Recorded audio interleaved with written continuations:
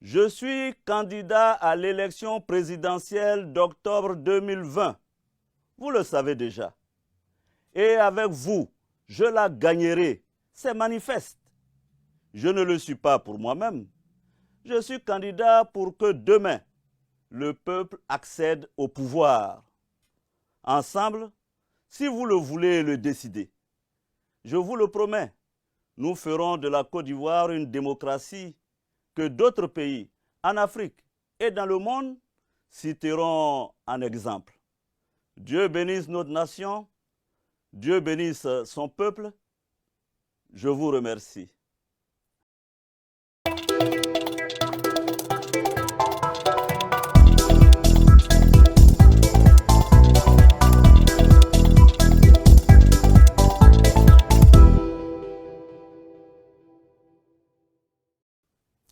Mes chers compatriotes, en décidant de réunir le Parlement en congrès, le président de la Côte d'Ivoire a posé le premier acte, incontestablement biaisé, d'une réforme de notre Constitution. Je salue, une fois n'est pas coutume, la décision de se conformer enfin aux dispositions de notre loi fondamentale qui lui interdisent formellement de briguer un troisième mandat.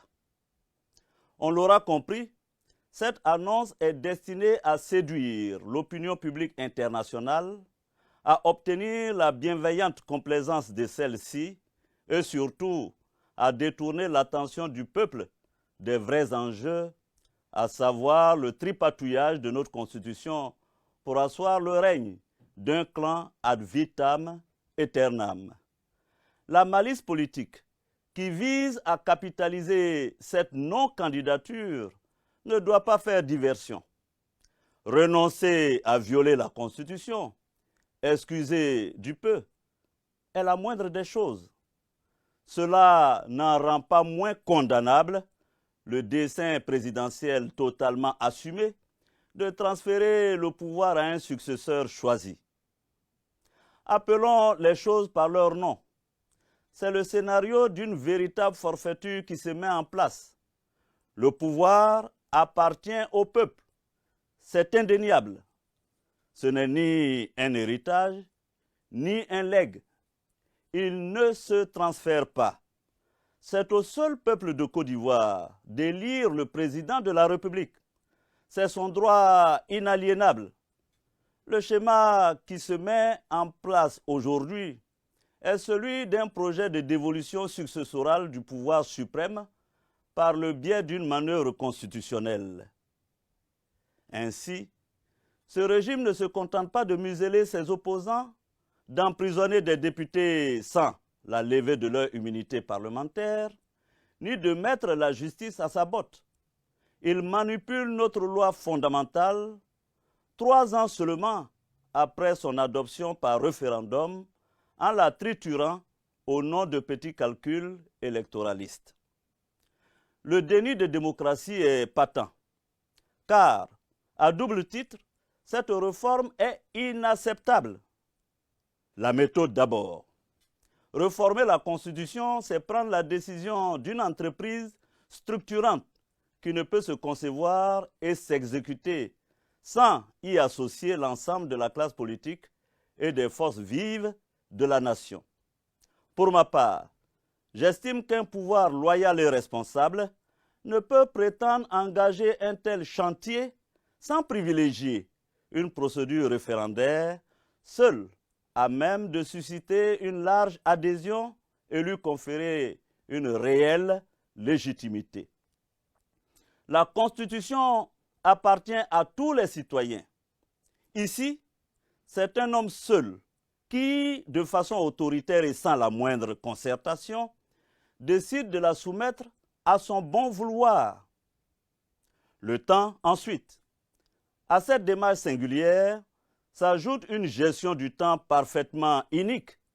Ainsi, en Côte d'Ivoire, on réforme la Constitution moins de 7 mois avant une élection présidentielle. On y change unilatéralement les règles du jeu à si courte distance d'une telle échéance, alors que la pré-campagne a débuté et que des candidats se sont déjà déclarés.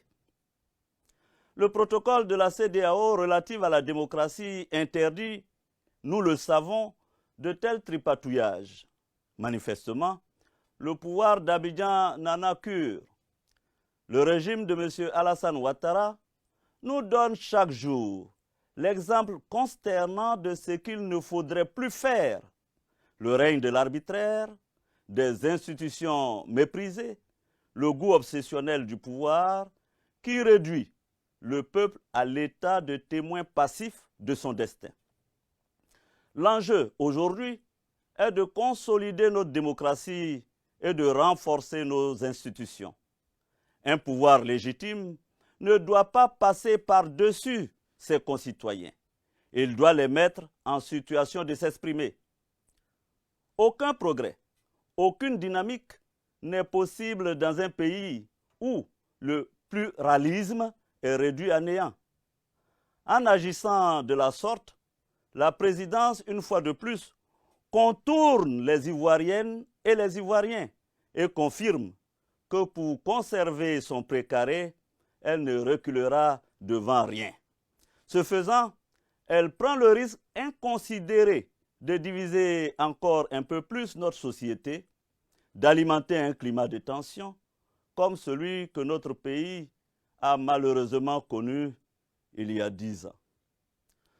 Ce souvenir funeste devrait conduire à la mesure, à l'esprit de rassemblement et de réconciliation, ainsi qu'au respect de nos règles communes.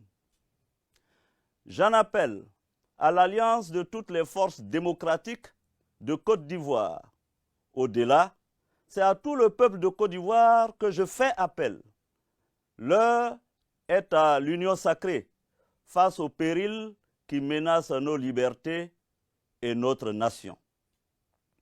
À l'aube d'un rendez-vous qui est celui du peuple, je veux vous livrer quelques convictions intangibles à mes yeux et nullement négociables. Notre vie démocratique appelle des actes forts et le respect absolu des valeurs. Notre vie démocratique implique une élection présidentielle authentiquement inclusive et transparente. Notre vie démocratique exige la création d'une nouvelle commission électorale indépendante, puisque l'actuelle est stipendiée, partiale et sclérosée. Et j'ajouterai ceci, notre vie démocratique doit pouvoir mobiliser tous les citoyens à égalité. Si je me suis engagé à la gratuité de la carte d'identité pour tous, c'est parce qu'une nation doit traiter ses enfants sans discrimination ni exclusion, leur reconnaître les mêmes droits, leur permettre d'accéder aux mêmes références et aux mêmes symboles.